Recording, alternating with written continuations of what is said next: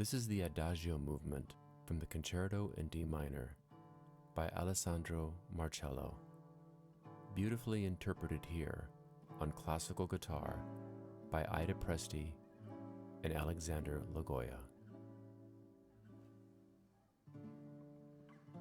I first heard this piece in my early college days. It was great study music. Soon after I first heard it, though, an image appeared. I don't know if I was watching something on TV while listening to it.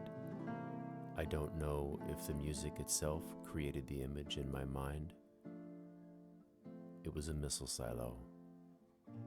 The silo door opening in slow motion. Slowly, super slow-mo. The smoke, the flames, the nose of the missile appearing, creeping into the air.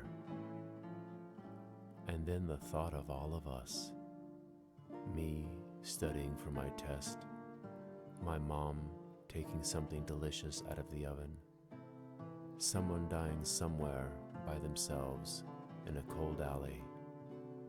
All the good, all the bad, and this missile in the air, a missile that would bring other missiles.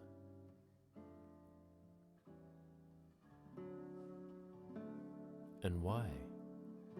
How did we get here? Well, it's just nature, really. If you think about it, a missile is as natural as a doe in the woods tending to her little baby. We can't escape nature. We act like we did, as if our intelligence separated us from the rest of nature when we invented civilization. We always talk about nature like it's out there, like anything we do or have ever come up with isn't already natural by default. How conveniently and blissfully arrogant. Naturally,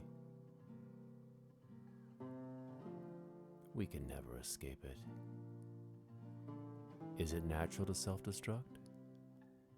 Well, if we do, it is.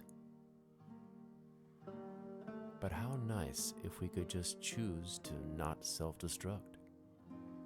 Maybe we could just as easily create a better world.